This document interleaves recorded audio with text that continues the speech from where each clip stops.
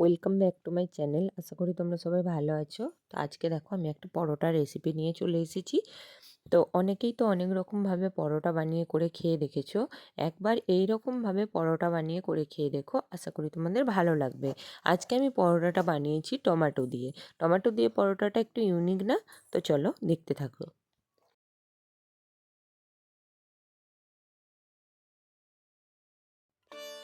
Tomato পরোটা বানানোর জন্য এখানে আমি দুটো টমেটোকে আগে সিদ্ধ করে নিয়েছিলাম। তারপর সেগুলো খোসা ছাড়িয়ে নিয়েছি। নিয়ে এখানে একটা দেখো, তোমরা চাইলে ম্যাশার দিয়ে বা একটা চামচের সাহায্যে এরকম টমেটোটাকে পুরো গলিয়ে নেবে। দিয়ে তার মধ্যে এখানে আমি দিয়ে দেবো যতটা পরিমাণ টমেটো নিয়েছো সেই অনুযায়ী ময়দা দেবে। দুটো টমেটো হলে আমি যতটা ময়দা দিলাম ওইভাবেই দিও। আর তিনটে যত বেশি নেবে তত বেশি ময়দা দিতে লাগবে, তো সেই মতোই ময়দা দিও। তো দেখো এখানে ময়দা দেওয়ার পরে আমি দিয়ে দিলাম অল্প একটু লবণ, অল্প একটু চিনি। আমি পরোটায় একটু চিনি না দিলে আমার আবার খেয়ে পোষায় না, এই জন্য অল্প একটু চিনি দিলাম। তারপর দিয়ে দিলাম একটু সাদা তেল। তোমরা সাদা তেলের জায়গায় ঘিও দিতে পারো, আবার তেলও দিতে পারো। আমি এখানে তেল দিয়েছি। তো অল্প একটু তেল দিয়ে দিলাম। আর দিয়ে দিলাম এখানে কালো জিরে, কিছুটা পরিমাণে কালো জিরে দিয়ে দিলাম। দিয়ে সমস্ত উপকরণগুলোকে ভালো করে মাখিয়ে নেব।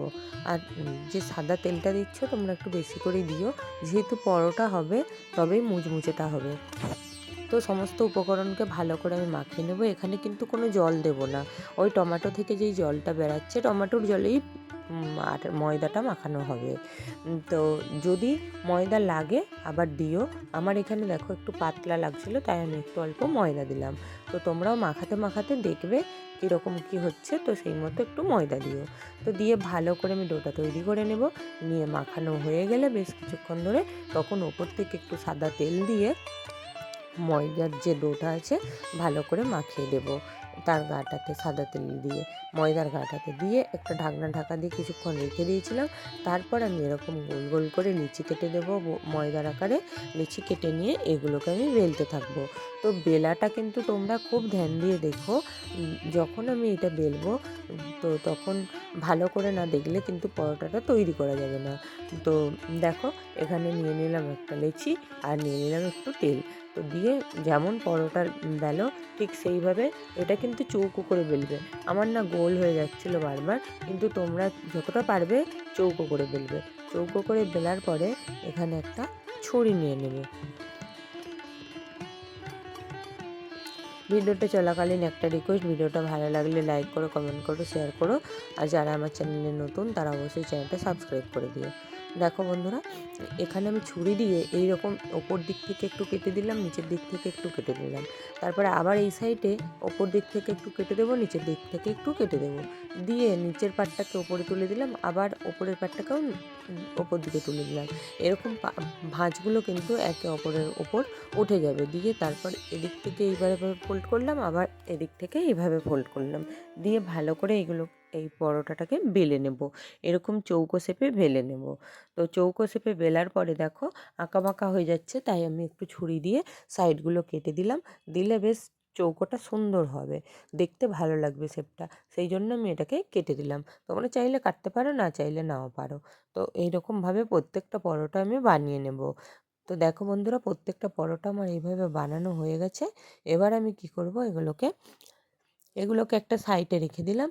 এখানে নিয়ে নিলাম একটু পেঁয়াজ কুচি, কাঁচা লঙ্কার কুচি, তাতে দিয়ে দিলাম একটু লবণ, একটু হলুদের গুঁড়ো, একটু লঙ্কার গুঁড়ো, আর দিয়ে দেব এখানে এগুলো দিয়ে ভালো করে এটাকে মাখিয়ে নেব।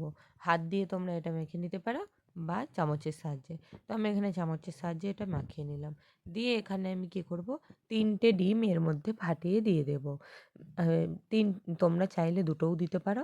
তোমরা দেখে দিও যতটা পরোটা আছে সেই অনুযায়ী ডিমটি কিন্তু দিও। আমি এখানে 3টে ডিম দিলাম। দিয়ে এখানে একটা গলা তৈরি করে নেব। ডিমটা দিয়ে ভালো করে পেঁয়াজের সাথে এটা গোলা তৈরি করে নিলাম।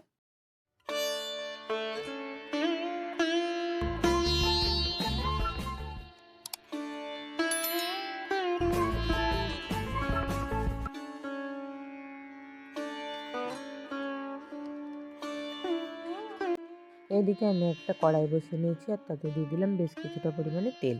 তো এটা ভাজা তেলেই হবে, বেশ একটু বেশি করেই তেল দিও। দিয়ে তারপর পরোটাটা একটা করে নিচ্ছি আর ডিমের মধ্যে ডোবাচ্ছি। ডিমের মধ্যে ডুবিয়ে কিন্তু বেশিক্ষণ রেখে দেবে না, ডুবিয়ে এর মধ্যে তেলের মধ্যে দিয়ে দিতে হবে। এপিঠ ওপিঠ করে ভালো করে ভেজে নিতে হবে। তো ভেজে নিয়ে তুলে নিতে হবে।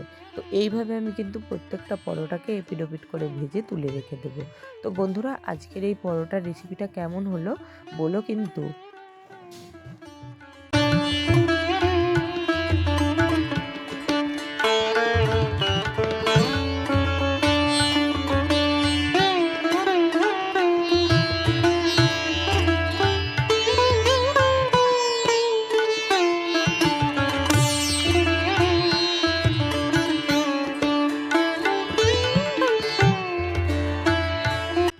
বন্ধুরা, আমার প্রত্যেকটা পরোটা ভাজা হয়ে গেছে।